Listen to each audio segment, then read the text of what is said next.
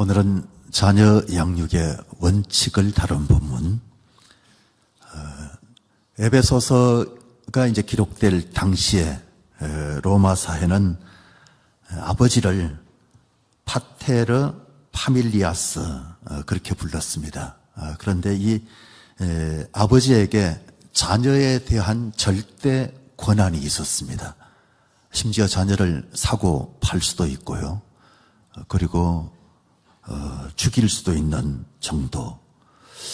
사도 바울이 이런 시대적 배경 때문에 자녀를 노엽게 하지 말라, 파격적인 그리고 혁신적인 권면을 주고 있습니다. 자녀는 절대 소유물이 아니다. 자녀가 하나님의 자녀다. 그게 바로 사도 바울의 생각이었습니다. 그래서 인격적인 존재로 여기고 인격적으로 존중해 줘야 한다. 그게 바로 성경입니다. 그리고 오직 주의 교훈과 훈계로 양육하라. 세상적 가치관, 우리가 좀 관심을 가질 만한 그런 좋은 가치관들도 얼마든지 많이 있죠. 또 교육 방식도 탁월하구나 하는 느낌이 들 때도 있습니다만, 세상적 가치관이나 교육 방식이 아니라 하나님의 말씀, 그 원리에 따라서 전인적으로 자녀를 양육하라. 이게 바로 성경입니다. 신앙 안에서 굳건히 세우기를 강력하게 촉구한 것이다. 그렇게 보시면 될 텐데, 모든 시대의 그리스도인 부모들에게 주신 자녀 양육의 지침이 될 만한 명령이다. 그렇게 생각하고 말씀을 대하면 좋겠습니다. 오늘은 에베소서 25번째 시간, 주의 교훈과 훈계로 양육하라 라고 하는 제목으로 말씀을 나눕니다. 첫 번째는 자녀를 노엽게 하지 말고, 4절 말씀에 너희 자녀들아, 아비들아, 너희 자녀를 노엽게 하지 말고 그랬습니다. 여기서 아비들아 라고 말한 것은 호이 헤테레스라고 하는 말, 아버지라고 하는 단어인데, 이 신약 성경이 쭉 내려오고 있는 그 문맥, 그리고 또 교훈을 생각해 볼 때 이것은 부모로 해석하는 것이 좋겠다라는 생각을 먼저 갖고요. 간혹 어느 가정들은 자녀 교육은 엄마한테 맡겼다, 그렇게 말하는 가정들도 있습니다만, 그건 잘못된 것입니다. 성경에서는 자녀를 노엽게 하지 말라, 굉장히 비중을 두고 말하는데, 자녀의 화를 돋우지 말라, 또 분노하게 만들지 말라, 상당히 강력한 톤으로 명령을 했습니다.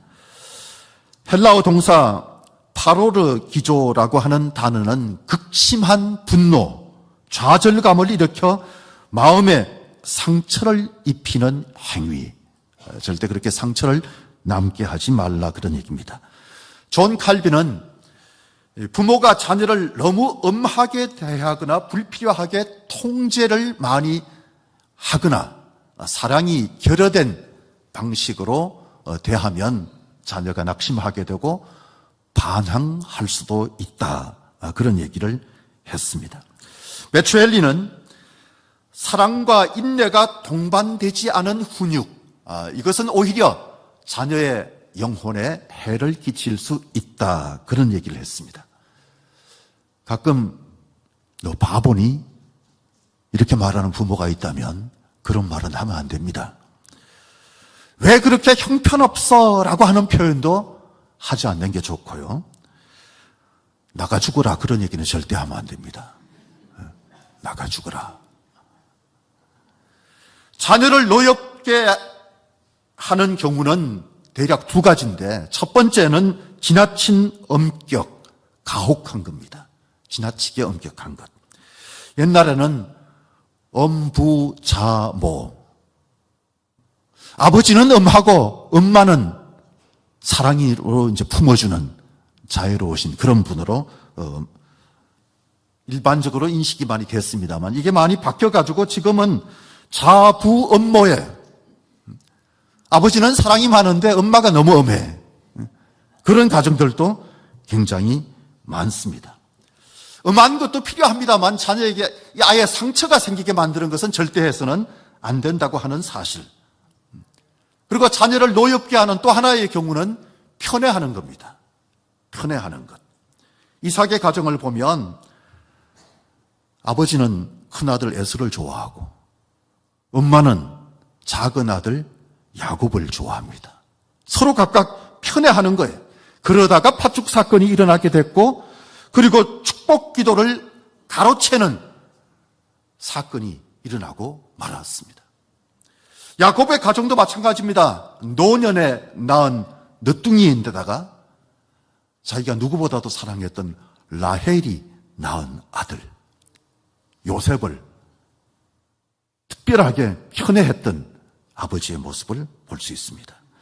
더군다나 베냐민을 낳다가 라헬이 죽었거든요.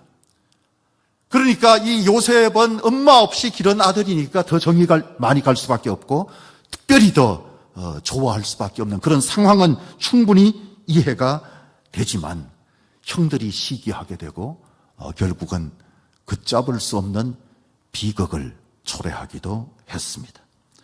사랑과 미움, 이것은 어찌 보면 이웃 사촌지간입니다. 사랑과 미움.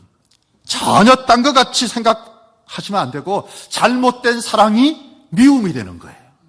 그래서 잘못된 사랑이 폭력이 되는 거예요. 자녀는 꼭 기억해야 되는데 내 자녀이기 전에 하나님의 자녀입니다. 내 자녀이기 전에 하나님의 자녀인데 하나님이 우리 가정에다 맡겨주셨다. 선물해 주셨다. 그렇게 생각하면 되는데 그렇다고 해서 너무 떠받들어도 안 되겠지만 학대를 해서는 안 되는 겁니다. 비교해도 안 됩니다. 형은 잘하는데 너는 왜 그 모양이니? 엄청 상처돼요. 어떻게 동생보다도 못하니? 자연스럽게 할 수 있는 말인데 그것도 엄청 상처 줄 수 있다는 사실. 쉽지는 않죠. 어느 날 아빠가 아이에게 심부름을 시켰습니다. 마트 가서 두부 한 번만 사와라. 그랬더니 나 지금 바쁜 거 안 보여요? 나 너무 바빠요. 게임하고 앉아가지고 갈 생각을 하지 않습니다. 왜 내가 가야 되냐고 오히려 대듭니다. 아빠가 한숨을 쉬면서 성경에 부모에게 순종하라고 했잖아. 이거 하나님의 명령이야. 그랬더니 얘가 나 지금 노엽거든요. 성경에 자녀를 노엽게 하지 말라고 했던 것 기억하시나요? 만약에 나에게 자꾸 가라고 하면 굉장히 노여워질 거예요. 말을 안 들을 때도 있습니다. 그렇다고 해서 애를 방임해 둘 수도 없는 거잖아요. 성경에 보면 잘못하는데도 불구하고 엄히 다스리지 않고 방치해 뒀다가 두 아들이 다 자기 곁을 떠나게 되는, 두 아들을 다 잃는 비극이 등장합니다. 엘리 제사장 홈리와 비누아스 두 아들이 제사에 드려진 그 제물 같은 경우에도 함부로 대하고 성전 문에서 여자들과 동침하고 큰 죄를 지은 것을 알고도 내 아들아 그리하지 말라. 내게 들리는 소문이 좋지 아니하니라. 그걸로 끝이에요. 말만 하고 방임했기 때문에 결국은 자녀를 파멸에 이르게 만들고 맙니다. 다윗도 자기 누이 다말을 성폭행한 이복형 암논을 살해했던 압살롬이 도망을 쳤다가 돌아온 이후에 적당한 징계나 진심 어린 용서나 관계 회복을 위해서 뭔가 아버지로서 역할을 해야 되는데, 노력을 해야 되는데 그것 하지 않고 방임하면서 결국은 아들의 쿠데타라고 하는 엄청난 비극을 초래하고 말았습니다. 자녀를 노엽게 하는 정도가 아니라 파멸에 이르게 한 겁니다. 사랑하는 여러분, 자녀를 노엽게 하지 마시기를 바랍니다. 두 번째는 기준을 명확히 하는 게 좋습니다. 만약에 당신의 자녀가 커서 지금 당신의 그 나이가 될 경우에 그들이 어떤 사람이 되기를 원합니까? 라고 하는 것을 물으면 서양 사람들은 우리 자녀가 행복하기를 원합니다. 그렇게 대답하는데 한국의 부모들은 우리 자녀가 꼭 성공하기를 원합니다. 대답에 약간 차이가 있다고들 합니다. 성경은 세속적인 성공지향주의가 아닙니다. 이 성경은 그리스도인답게 보다 이 사회에 선한 영향력을 끼치는 영적인 지도자로 잘 자라게만 한다면 자녀 양육에 성공한 것. 기왕이면 자녀들이 어디서든 행복한 리더로 성장한다면 그게 가장 아름다운 것 아니겠습니까? 그래서 4절 말씀에 보면 오직 주의 교훈과 훈계로 양육하라 그렇게 말했습니다. 자녀를 노엽게 하지 말라보다 더 적극적으로 오직 주의 교훈과 훈계로 양육하라. 많은 사람들이 자녀를 노엽게 하지 말라 거기에는 좀 더 신경을 써요. 그래서 어떤 가정들은 심지어 자녀들의 비유를 맞추기도 합니다. 자녀들이 상처받을까 봐 자녀들이 싫어하는 말은 아예 안 하고 살기로 작정을 하기도 합니다. 그런데 자녀를 노엽게 하지 말라보다 더 오히려 비중 있게 한 말이 주의 교훈, 훈계로 양육하라. 이게 훨씬 더 중요한 거예요. 기준은 오직 주의 교훈과 양육입니다. 훈계입니다. 여기서 우리는 오직이라고 하는 단어가 들어가 있다는 것도 주목해 봐야 합니다. 여러 가지 방식들 다 많이 있을 수 있지만 우리가 관심을 가져야 하는 것은 오직 주의 교양과 훈계. 이게 오히려 우리가 가져야 되는 것. 주의 교훈, 교양, 헬라어로 파이데이아, 이 단순한 지식을 가르치는 정도를 넘어서 온전한 인격으로 성장하도록 돕는 전인격적인 과정, 전인적인 과정, 그냥 교훈이 아닙니다. 오직 주의 교훈, 오직 주의 교훈. 이건요, 오직 주의 방식으로 그런 말입니다. 오직 주의 방식. 주님의 방식은 복음서에 잘 나와 있습니다. 마가복음 9장 36절 37절 말씀에 보면 어린 아이 하나를 데려다가 그들 가운데 세우시고 안으시며 제자들에게 이르시되 누구든지 이런 어린 아이 하나를 영접하면 곧 나를 영접함이요 누구든지 나를 영접함이 아니요 나를 보내신 이를 영접함이니라. 이 고대 사회에서는 어린 아이를 인간 취급을 안 했어요. 인격적으로 잘 대우해 주지를 않았습니다. 그리고 심지어 제자들도 그저 막 쫓아내려고만 합니다. 그런데 예수님은 파격적이시잖아요. 인격적으로 대합니다.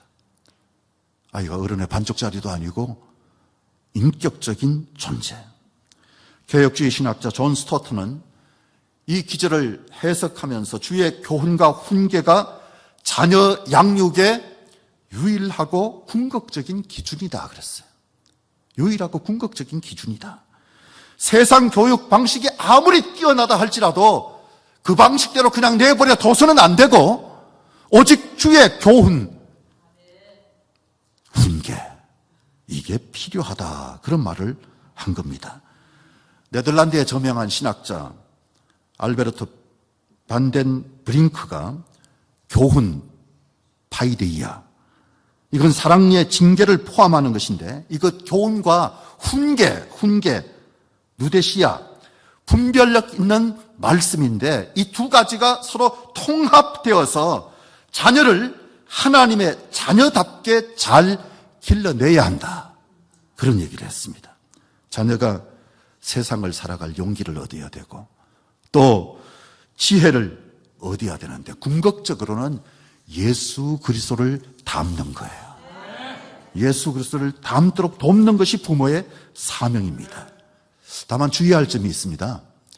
잠언서를 읽으면서 매를 드는 부모들이 많이 있습니다. 잠언서를 읽으면서 잠언서를 읽어보면 자녀를 교육할 때 매를 아끼지 말라 그랬어요. 매를 아끼지 말라. 몇 구절을 보면 잠언서 13장 24절에 매를 아끼는 자는 그의 자식을 뭐한다? 미워한다. 전혀 은혜가 안 되는 분들도 계실 거예요.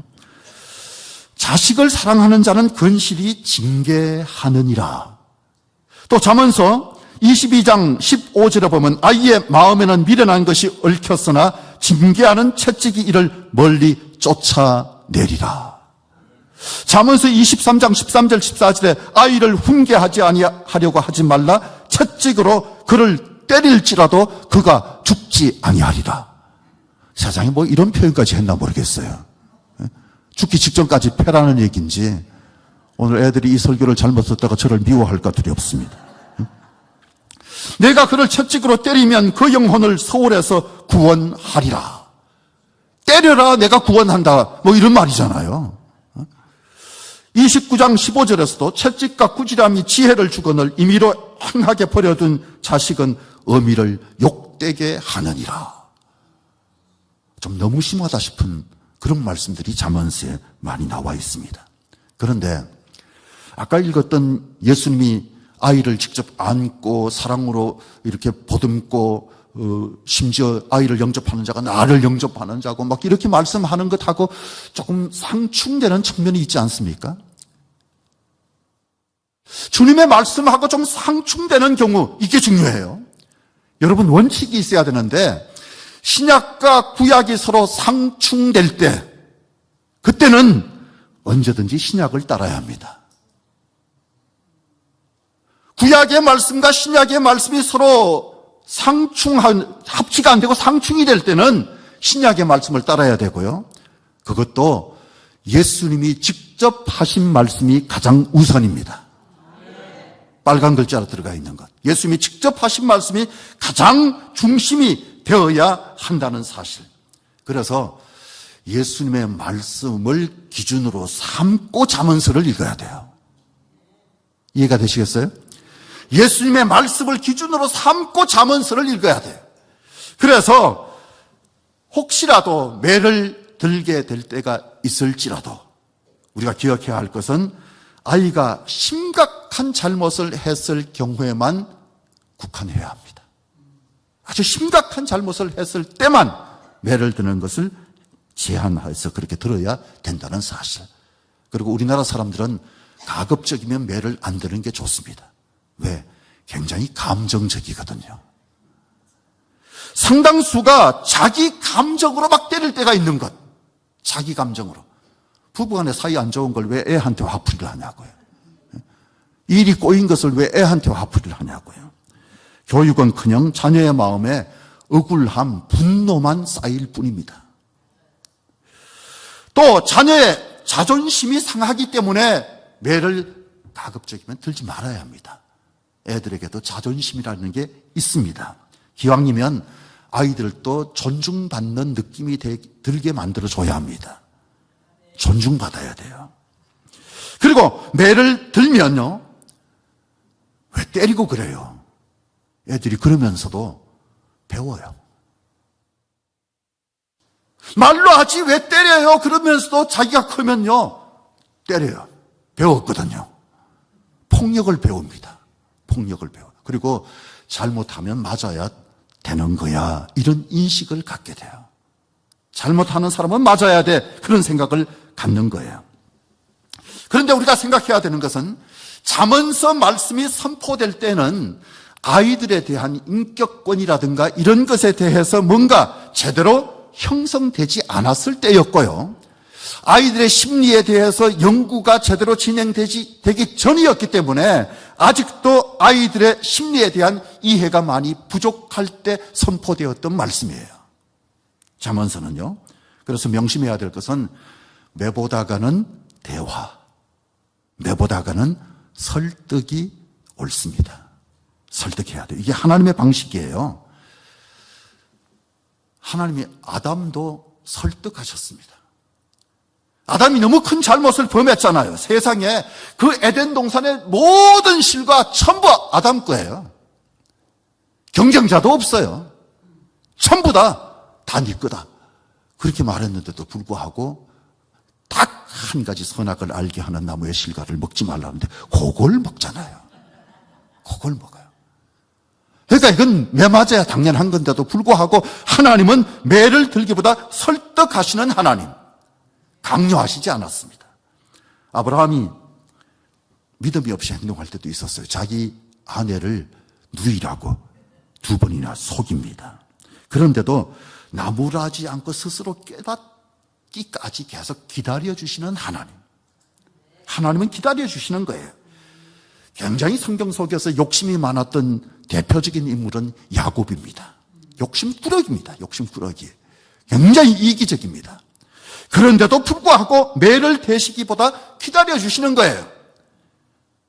기다리다 보니까 이 야곱보다 한 수 위인 삼촌, 더 욕심이 많고 더 이기적인 삼촌 라반을 딱 붙여가지고 야곱이 사람이 뭐 욕심이 저렇게 많아 하는 것을 깨닫게 만드는 거예요.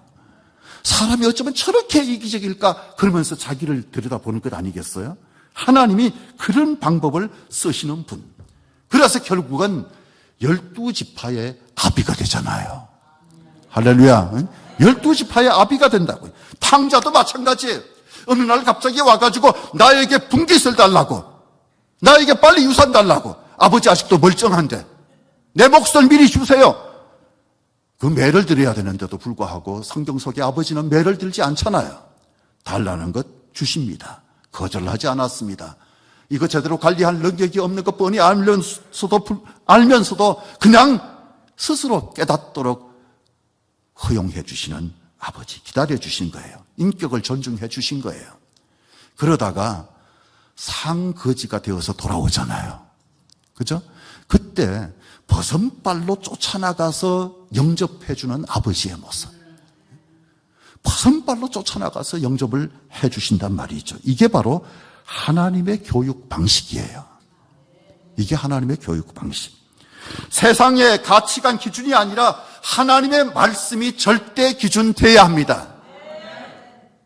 우리는 자녀가 세상에서 성공하길 바라지만 먼저 자녀가 하나님 잘 믿기를 바라야 합니다. 하나님 잘 믿기를 바라야 돼요. 그리고 그리스도의 상품을 닮은 인격자가 되고 지도자가 된다면 얼마나 좋겠습니까? 이것이 진정한 영적 양육입니다. 아이를 낳지 못해서 고통스러웠던 한나, 눈물로 하나님께 기도해서 결국은 사무엘이라고 하는 아들을 낳게 됐습니다. 그런데 실로에 있는 성전에 약속대로 바치죠. 서원을 했었거든요. 아들 얻은 것이 기뻤지만 하나님의 품에 그냥 맡기는 거예요.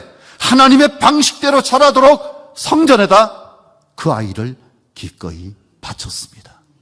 쉽지 않은 일이었지만 결국 그 신앙 때문에, 그 자세 때문에 사무엘이라고 하는 위대한 영적 지도자가 탄생하게 됐던 거잖아요. 큰 지도자가 탄생한 거잖아요. 모세의 어머니 요게벳도 마찬가지입니다. 히브리 민족의 남자아이 다 죽이라는 바로의 명령이 떨어졌지만 이 비극적인 상황 속에서도 믿음으로 3달 동안 숨기면서 기릅니다. 숨겨서 길러요.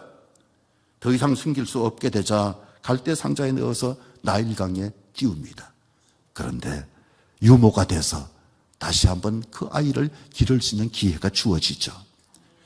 짧은 기간이었지만 젖을 먹이면서 계속해서 너는 히브리인이다 하는 것을 알아듣지도 못하는 그런 아이가 되지만 그 아이에게 열심히 자기 정체성과 믿음의 기초를 심어준 것이 모세로 하여금 민족의 지도자 되게 만들었다는 사실.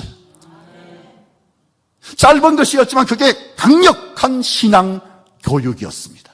최선을 다해서 교육할 때 하나님이 역사하신 거죠. 히브리서 11장 25절에 보시면 도리어 하나님의 백성과 함께 고난받기를 잠시 세상의 낙을 누리는 것보다 더 좋아하고, 부모가 자녀에게 신앙의 유산을 남겨주는 것, 이게 얼마나 강력한 영향력을 끼치게 하는가 하는 것을 잘 보여주는 좋은 예가 되리라고 봅니다. 양육의 기준 분명해야 합니다. 세상 사람들이 어떻게 해서 성공했대, 뭐 좋은 방식들 많이들 얘기할 수 있지만 하나님의 방식대로 하다 보면 하나님이 축복하셔서 뒤쳐져 있는 것 같이 보여도 앞서는 역사가 일어나게 될 줄로 믿으시기 바랍니다. 세 번째, 책임과 축복이 있어요. 그걸 알아야 돼요. 잠언서 22장 6절 말씀해 보시면 마땅히 행할 길을 아이에게 가르치라. 그리하면 늙어도 그것을 떠나지 아니하리라. 이 에베소서 6장 4절의 명령을 심화시키는 신학적 근거가 되는 기절이 바로 잠언서 22장 6절 말씀이에요. 스프로울이라고 하는 사람이 이 말씀이 자녀 교육의 중요성을 가장 명확하게 보여주는 기절이라고 하면서 부모가 자녀에게 세상 지식뿐만 아니라 하나님의 말씀이라고 하는 영원한 진리를 가르칠 책임이 있다. 그걸 역설했어요. 그런가 하면 스펄전 목사님은 이 약속이 부모의 신실한 양육에 대한 하나님의 보증이기도 하다. 그런 말씀했어요. 하나님의 보증이다. 왜? 저 말씀에 보면 어릴 때 가르쳐 놓으면 떠났다 할지라도 언젠가는 돌아오게 될 가능성이 높기 때문에 이건 하나님의 보증이다. 그렇게 해석을 한 겁니다. 방황할지라도 결국은 돌아올 것이다. 방황할지라도 결국은 돌아올 것이다. 여러분, 우리의 가정들 가운데서도 결국은 돌아와야 될 자녀들이 있잖아요. 하나님의 말씀을 붙들고 하나님의 그 약속이 이루어지기를 간절히 원합니다. 기도해 보시기를 바랍니다. 자녀를 양육할 때 철저히, 그래서 기회가 주어지면 한 살이라도 젊을 때, 한 살이라도 어릴 때 그때를 놓치지 말고, 지금 이미 다 커버렸거든요. 그러더라도 한 살 더 올라가기 전에 지금이라도 붙들어야 돼요. 지금이라도 붙들어야 돼요. 부모는 자녀들에게 초등학교 입학할 때는 의사 역할을 주로 하게 돼요. 소아과 의사처럼 그렇게 부모가 역할을 해야 되죠. 초등학교에 막 이제 들어가게 되면 그때부터는 여행 가이드예요. 여행 가이드. 그냥 열심히 아이들과 함께 시간을 보내며 인생의 방향을 잘 제시해 주는 게 필요한 시기. 그러다가 중고등학교 사춘기 시절이 되면 코치 역할을 잘할 수 있어야 합니다. 이래라 저래라 간섭하기보다 인생의 원리를 가르쳐주는 코치 역할. 또 대학 이후에 자녀들이 되면 그 자녀들에게는 멘토 역할을 해주는 거예요. 멘토 역할. 중요한 건 자녀들이 내 곁에는 언제나 부모님들이 나를 응원하고 계시다 하는 것을 느끼게 하는 것. 내 곁에서 늘 나를 위해서 기도해주는 부모가 계시다 하는 것을 느끼게 해주는 것. 이게 부모의 책임입니다. 지글지글이라고 하는 분의 정상의 법칙이라고 하는 책이 있는데요. 지구상 30억 인구는 매일 밤 굶주림 속에서 잠자리에 들지만 그보다 더 많은 40억 인구는 매일 밤 따뜻한 격려의 말 한마디를 아쉬워하면서 잠자리에 든다. 그런 얘기를 했습니다. 아이들이 어릴수록 칭찬이 필요하고 격려가 필요합니다. 그게 아이들을 기죽지 않게 하고 건전한 자아상을 갖게 하기 때문입니다.